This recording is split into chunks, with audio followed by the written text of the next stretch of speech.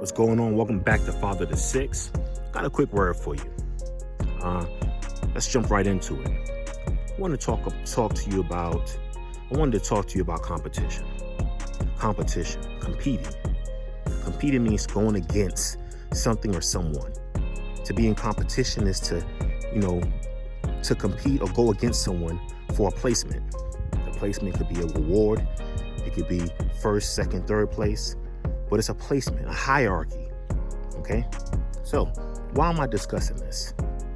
I'm discussing this because we had a group yesterday. Shout out to the Fatherhood tribe, Fatherhood movement. Catch us on patreon.com/FT6. Patreon.com/FT6. And we're talking about competition. And what I was telling the group was this. When it comes to competition, we should not even be competing with anyone. Truth be told, we shouldn't be competing with anyone.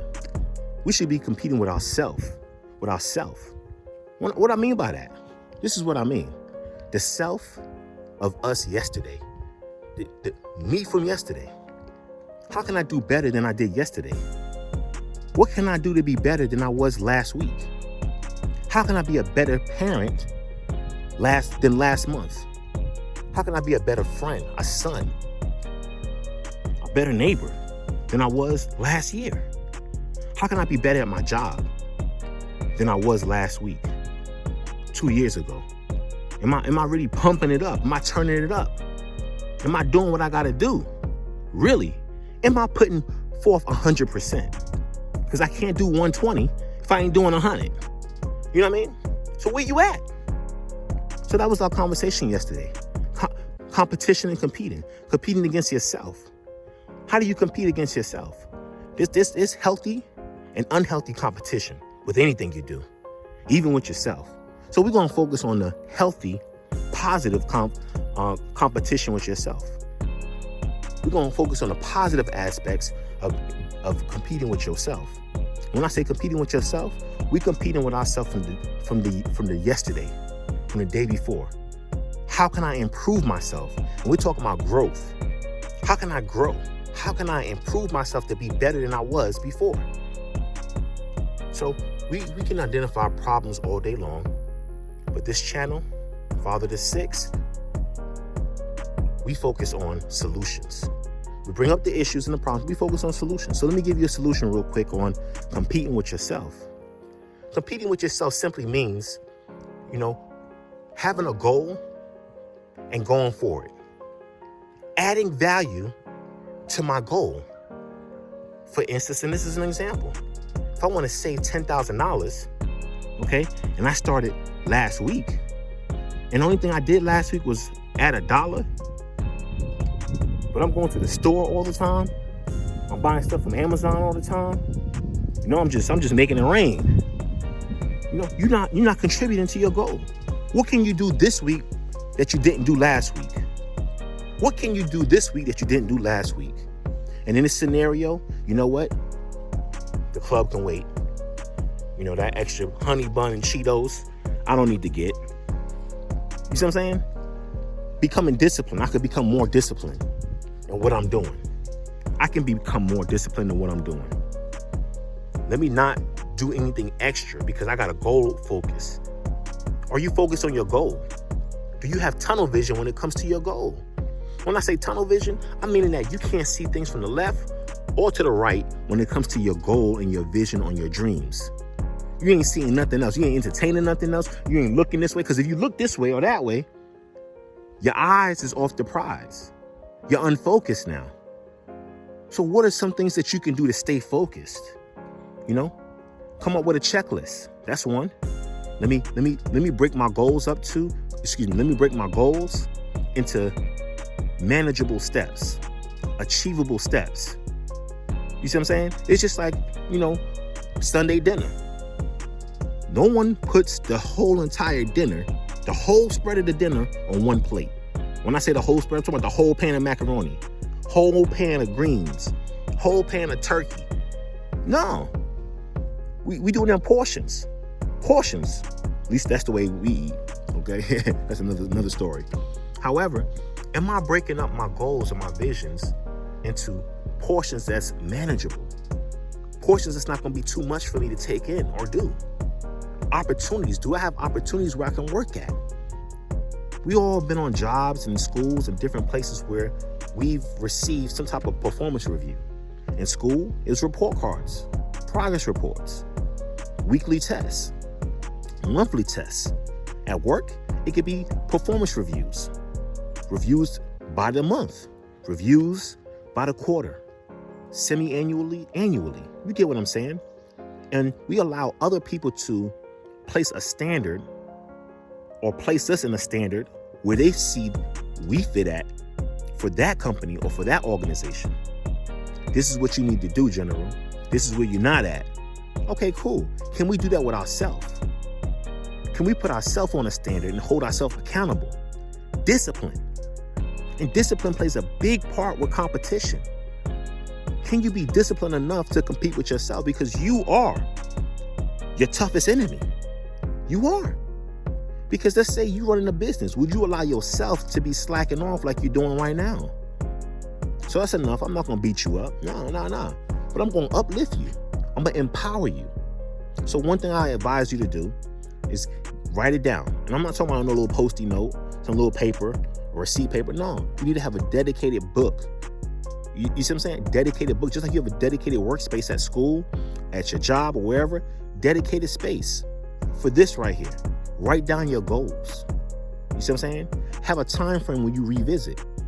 And your time frame might be daily. Your time frame might be weekly. It might be monthly. It might be quarterly.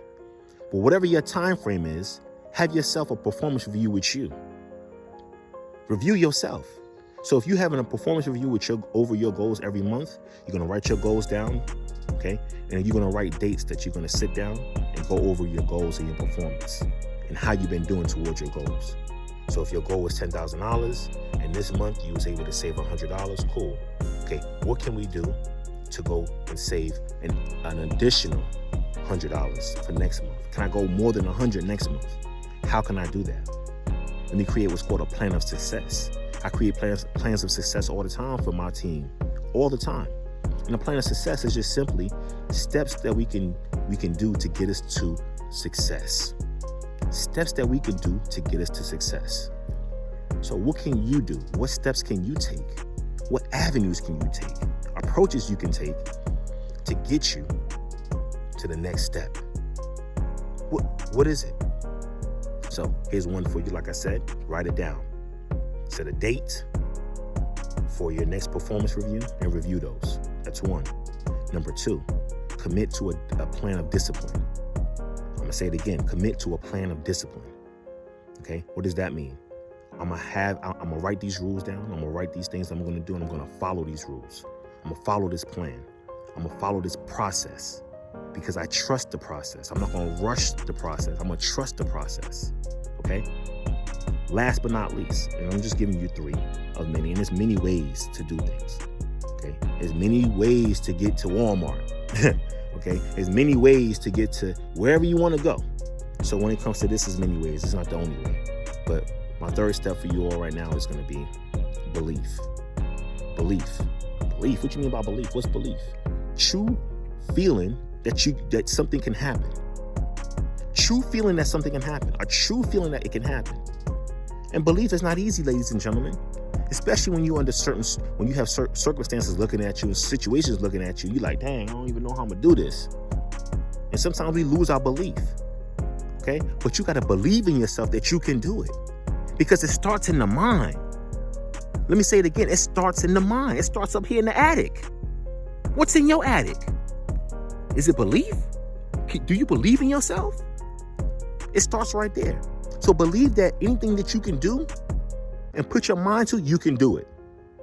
I'm going to give you a bonus. This is the bonus. This is for all of you who just tuned in and stayed in here. This is a bonus. But before I give you the bonus, I want you to catch me on patreon.com.